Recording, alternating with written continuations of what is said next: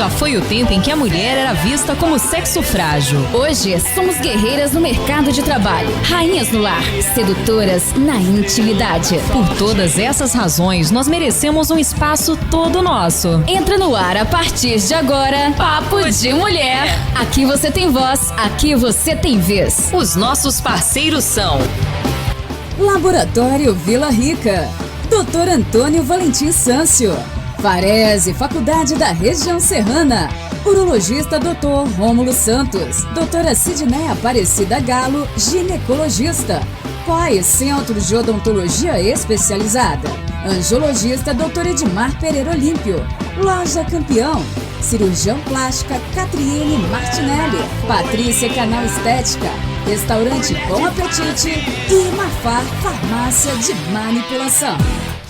Boa tarde para você em sintonia com a Pomerana FM. É um prazer estar aqui mais uma vez com o nosso Papo de Mulher. Você sabia que a cistite afeta até 80% das mulheres em alguma fase da vida? Porém, homens e crianças também podem ter cistite. É sobre esse assunto que nós conversamos hoje com o Dr. Rômulo Tavares, urologista do outro lado da linha, para falar com a gente. Boa tarde, Rômulo. Boa tarde. Boa tarde aos ouvintes da Rádio Pomerana, muito bom estar aqui falando com vocês novamente. Nós é que agradecemos aí a sua participação com o nosso Papo de Mulher. Doutor, explique pra gente o que é a cistite. Bom, a cistite é uma inflamação da bexiga que pode estar relacionado a alguns fatores, né, que estão promovendo essa inflamação, seja ela uma doença imunológica do paciente, às vezes uma cistite relacionada à radioterapia, que é muito comum, às vezes nos pacientes após radioterapia de intestino ou até de doenças urológicas e de útero, né, pacientes oncológicos, e a principal causa de cistite, né, a infecciosa, que está relacionada às bactérias que estão dentro do nosso próprio corpo, né, próximo ali no intestino, né. Então, quais as causas da cistite infecciosa seriam, então, o que leva essas bactérias do próprio corpo a infeccionarem, por exemplo? Geralmente relacionado à imunidade. Às vezes o paciente tem uma queda da imunidade ou faz uso de algum tipo de antibiótico que muda um pouco a flora bacteriana intestinal e mais, né, relacionado à higiene e às vezes ao próprio ato sexual. Isso pode estar levando a bactéria mais próxima ali ao canal da uretra e causando um quadro infeccioso. E quais os sintomas da cistite? Geralmente o paciente que tem cistite, ele tem uma frequência urinária aumentada, vai mais de 10, 15 vezes ao banheiro, ele tem uma ardência no canal da uretra e pode ter dor no pé da barriga, né? Parte baixa ali, onde está os principais sintomas da cistite. E por que as mulheres são as mais afetadas? Bom, a mulher, ela é mais afetada por causa de um processo anatômico mesmo, né? A uretra da mulher tem geralmente 6, 7 centímetros, diferente da do homem que tem mais. Então, consequentemente, essa uretra da mulher fica mais próxima do canal anal. E, às vezes, independente da higiene pessoal, a gente acaba tendo umas bactérias ali próximas da uretra que podem subir pela uretra e acabar armazenando na bexiga, causando quadro. É bem comum na mulher, é muito comum a mulher ter pelo menos 2 quadros de cistites no ano, tá? Quando essas cistites começam a aumentar 4, 5 vezes no ano, aí é algo que a gente tem que se alertar, fazer um tratamento específico para aquilo ali. Uhum. E o que significa o termo urina estéril? Bom, a nossa urina, ela é estéril porque ela não tem bactéria dentro dela. Então, o paciente, normalmente, né, a pessoa, ela vai ter uma urina estéril. Alguns pacientes, principalmente os pacientes mais idosos, que usam fraldas, ou as pacientes mulheres que já estão na fase da menopausa e que tem uma alteração anatômica pior, às vezes por causa de uma atrofia vaginal e tudo, eles não vão ter urinas estéreis. Você vai fazer uma cultura de urina, né, para poder avaliar se tem um crescimento de bactéria, e ali naquela urina vai ter uma bactéria, mas não necessariamente o paciente tem um quadro de cistite, né? Ele tem uma bactéria na urina, mas que não causa sintomas, né? Então, geralmente, o paciente tem que ter a questão da urina estéril, né? Tem que ter urina estéril, não ter bactéria nela. Entendido. E a cistite de lua de mel, o que é? Bom, a cistite de lua de mel é uma infecção urinária, né, da bexiga, relacionado às relações sexuais. Não, obviamente não acontece só por causa da lua de mel, Sim. né? Ela acontece durante a vida sexual feminina. E isso está muito relacionado às cistites das mulheres mais jovens. Lua de mel, porque geralmente começa a fase sexual e tudo, e aí as meninas acabam tendo, as mulheres, né, mais jovens, acabam tendo maior possibilidade de infecção urinária. Isso a gente consegue resolver, às vezes é necessário tratamentos com antibióticos, às vezes subdoses, né, doses pequenininhas de antibióticos que você tem que fazer por mais de 5, 6 meses para poder prevenir aquele quadro de infecção. E outras formas de orientações aí para poder tentar prevenir isso, mas basicamente a cistite de lua de mel é aquela cistite relacionada à infecção urinária na mulher numa época mais jovem dela. E existem as cistites parasitas, o que são elas? As cistites parasitas, elas são cistites relacionadas às doenças parasitárias, mas não são muito comuns, né? Não é comum a gente ver parasitas durante a cistite. Geralmente o que a gente mais vê são bactérias relacionadas à parte intestinal, né? Mas em alguns casos a gente pode observar cistites, né, com parasitas, que são doenças de bactérias ou outros micro-organismos que não estão no nosso organismo, né, que não são comuns no nosso intestino. Bem, a gente viu que tem N motivos para a cistite, mas qual a importância da ingestão de água? Ela pode prevenir ou até mesmo ajudar a eliminar aí essas cistites causadas por outros fatores? Sim, a ingesta de água faz com que o paciente produza mais. Então, quando você produz mais urina, o paciente começa a eliminar a urina e junto bactérias que podem estar ali, né, naquela bexiga. Então, os pacientes, às vezes, que têm infecção urinária de repetição, a orientação para esses pacientes é que eles aumentem a ingesta de água para poder lavar, ficar tendo constantemente uma lavagem da bexiga através da produção da urina. Uhum. E se a pessoa bebe 2 litros de água por dia, quantas vezes a pessoa tem que fazer xixi? O normal da capacidade da bexiga ela é armazenar de 300 a 500 ml. Então, o paciente que toma 2 litros d'água, é normal ele urinar uma média de 5 a 6 vezes, né, tomando essa frequência urinária, 10, 15 vezes para urinar, a gente tem que investigar, que também pode ser uma cistite, mas podem ter outras doenças relacionadas à bexiga que não fazem com que ele consiga armazenar aquela urina. E se a pessoa bebe muita água e não urina muito, aí você já respondeu na pergunta anterior, né? Que deve procurar um médico, né? A pessoa que às vezes não consegue avaliar se o rim... Então o paciente não consegue ter uma filtragem normal daquela quantidade de urina que ele bebe, ingere, né? E aí não consegue eliminar, e aí a pessoa fica muito inchada. Então esses pacientes têm que investigar a função renal ou alguma alteração neurológica da bexiga. Alguns pacientes eles podem evoluir com uma alteração nervosa, que a bexiga perde a sua sensibilidade e não consegue eliminar aquela urina. É comum, às vezes, nos pacientes que têm algum problema de coluna, ou às vezes tiveram algum trauma, né, por acidentes, que tiveram uma lesão na coluna, e isso pode atrapalhar, né, a paciente, levando quadros de infecção, porque uma bexiga cheia toda hora, ela vai ter uma predisposição a ter uma quantidade de bactéria ali, né, e pode acabar ocasionando uma alteração da função renal, porque começa a aumentar a pressão no rim. Então esses pacientes têm que buscar atendimento para poder corrigir ou tratar, né, essas situações. Bem, doutor, e que doenças a urina pode indicar? Bom, a urina, né, ou os exames da urina, eles indicam alterações desde a função renal, tá, até doenças relacionadas à produção de cálculo e infecção urinária. Então, um paciente, quando faz um exame de urina, ele vai avaliar se ele tem a eliminação correta de alguns excrementos, né, alguns fatores que não são bons ao nosso corpo. Então, quando esses fatores estão em quantidade pequena na urina, é porque ele está ficando no corpo, então o rim não está funcionando.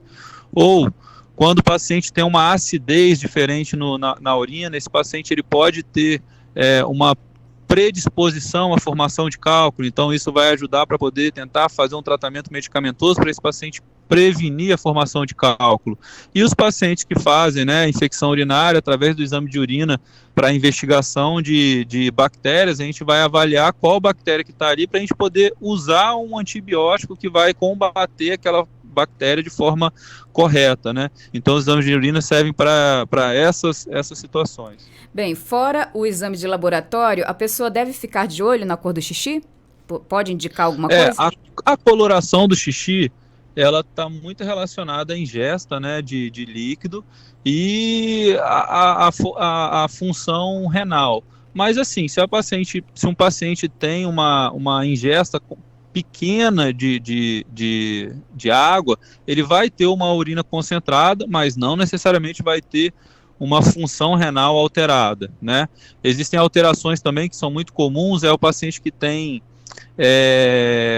muita espuma na urina. Quando o paciente urina e aumenta a quantidade de espuma dentro do vaso sanitário, o paciente tem que avaliar se ele não tem uma quantidade muito grande de proteína naquela urina. E não é comum a gente encontrar proteína na urina se o rim não estiver funcionando perfeito.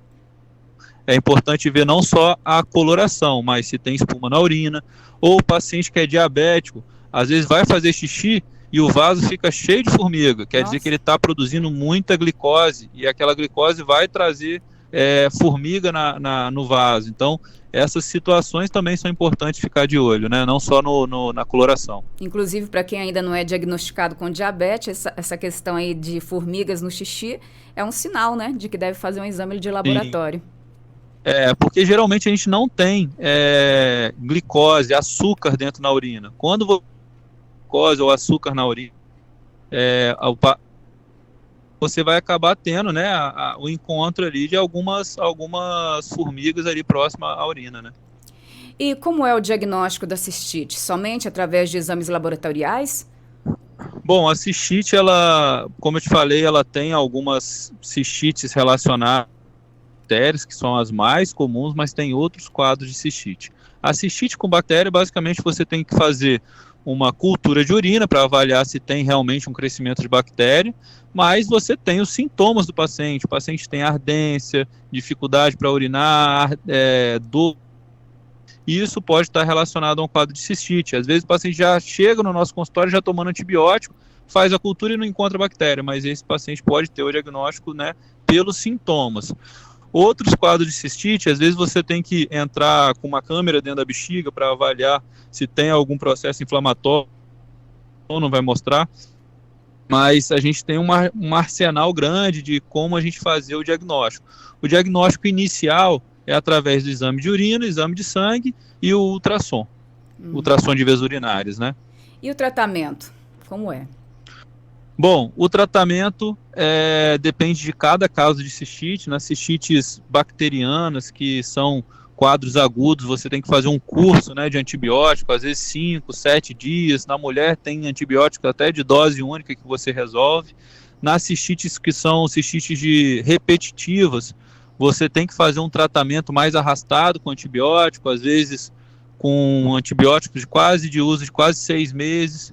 E, além disso, as orientações, né? Beber bastante líquido, evitar o uso de açúcar, porque o açúcar ele vai diminuir a imunidade, né? E avaliar as causas que podem estar ocasionando aquela cistite.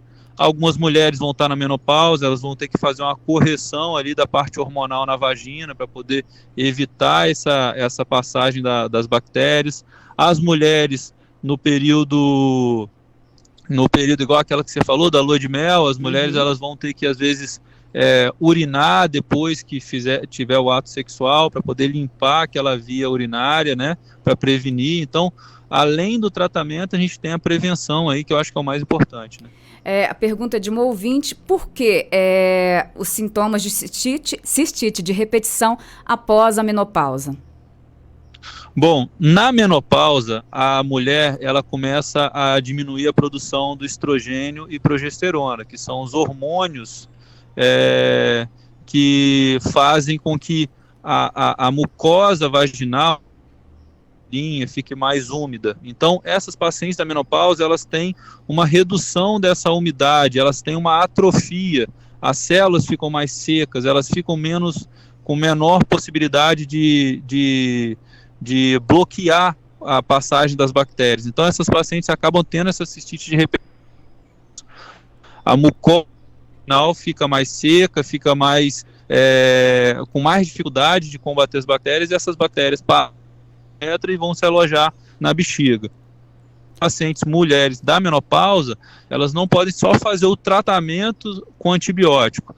É importante a paciente acompanhar com seu ginecologista para poder fazer essa reposição hormonal local. Não é reposição com comprimido, é uma reposição hormonal só na região vaginal. Hoje você tem pomadas, outros produtos que você passa e resolve aquela situação. E quais as complicações das cistites? A principal complicação da cistite, a que mais a gente tem temor, é a pielonefrite. O que é a pielonefrite? É uma inflamação no rim, né? O paciente que tem a bactéria ali na urina, dentro da bexiga, e só está dentro da bexiga, é um paciente que a gente consegue resolver com mais facilidade. Porém, quando essas bactérias começam a subir pelo canal urinário e se alojam ao rim, o rim, por ser um órgão que passa muito sangue, ele pode levar essas bactérias à corrente sanguínea e causar uma septicemia ou abscessos em volta do rim. Então, a maior complicação da cistite é essa, é o paciente ter uma pielonefrite, que é uma inflamação no rim que pode levar a infecções generalizadas. E para as pacientes que têm a cistite de repetição e que costumam fazer, já que estão acostumadas a tratarem a cistite, aí compram por conta o antibiótico, isso pode trazer malefícios, não é mesmo, doutor? A gente sabe que existem alguns antibióticos que eles acabam tendo muita resistência no nosso próprio consumo, né? Um antibiótico muito comum, que é a ciprofloxacino. Esse antibiótico ele é utilizado não só no ser humano, ele é utilizado nos animais, na lavoura. Então, você, com a sua alimentação, você acaba absorvendo esses antibióticos. E aí, existem alguns estudos que mostram uma resistência muito grande, não pelo uso discriminado desse antibiótico, mas pela absorção que a gente tem na carne, no ovo, nos nossos alimentos no dia a dia. Então, assim, é importante o paciente fazer sempre, quando tem uma infecção urinária, que ela está suspeitando de uma cistite, fazer primeiro uma cultura de urina, que é coletar uma amostra da urina. Essa amostra vai ficar pronta depois de 3 dias e entrar com o antibiótico adequado. Hoje a gente já substitui o ciprofloxacino, esse antibiótico que eu te falei, por outros que a gente usava há 20 anos atrás. Porque esse outro de 20 anos atrás a gente já não tem mais essa resistência, entendeu? Então essa é a importância de não fazer o uso assim, do antibiótico sem uma recomendação médica, ou pelo menos sem ter uma cultura coletada antes de começar um tipo de antibiótico. Porque tem pessoas que curam a cistite e logo depois, menos de um mês, já começa novamente com a infecção. Isso mostra que essa bactéria pode ter uma resistência àquele antibiótico que ela está usando de forma indiscriminada, né? Então, é importante essa paciente ter em mãos, às vezes, a cultura para saber qual antibiótico. Começa a usar um antibiótico, combater de forma mais ou menos a bactéria, aquela bactéria diminui a quantidade, um mês depois ela volta. Né? E quando procurar um urologista? Bom, geralmente o urologista ele é procurado quando o paciente começa a ter essas cistites de repetição, né? Que são essas cistites que tem mais de 3, 4 vezes ao ano. Porque aí você vai ter que investigar a causa, né? Um caso que, por exemplo, eu operei ontem, uma paciente que tinha infecção urinária direto, a gente foi investigar através do ultrassom, a gente viu que o rim direito dela já não funcionava mais, tinha um estreitamento, que ela já devia ter esse estreitamento do rim há mais de 20 anos, ou já deve ter nascido com aquilo, e aquilo causava infecção direto nela. No ultrassom a gente encontrou um rim bem reduzido de tamanho, mas ao mesmo tempo com uma dilatação da via urinária, e acabou fazendo exames que mostraram que esse rim não funcionava mais. Então essa paciente teve que operar e teve que retirar esse rim, porque ele era a fonte causadora da infecção, e se ela mantivesse com aquele rim ali que não estava funcionando e causando infecção urinária, aquela infecção ia ter pego o outro rim, né? O rim que estava sadio. Comprometidos. Bem, doutor, você atende aqui em Santa Maria de Atibaia em que dias da semana? E onde? Então, eu estou atendendo no edifício Renascer, né? Fica em frente ao Hospital Concórdia. O telefone de lá a gente tem através do WhatsApp, né? O telefone de lá deixa eu ver aqui.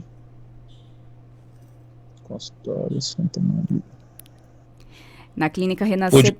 Pode. Clínica Renascer, 999-61-6143. Pode ligar pelo WhatsApp, tudo. Eu estou toda segunda-feira de manhã acompanhando aí os pacientes. Já tem quase 5 anos, então já tem um consultório bem solidificado aí, com bastante paciente. Bem, agradeço muito a sua participação mais uma vez aqui no nosso programa. Desejo uma boa tarde. Valeu, Marcinete. Boa tarde a todos os ouvintes e quando precisar, eu estou à disposição de vocês. Tá bom? Obrigada. Valeu. Esse foi o Dr. Rômulo Tavares, urologista, falando sobre a cistite aqui no nosso Papo de Mulher, que volta em uma próxima edição com muito mais informações, na verdade recheado de informações para você. Beijo grande e até o nosso próximo programa.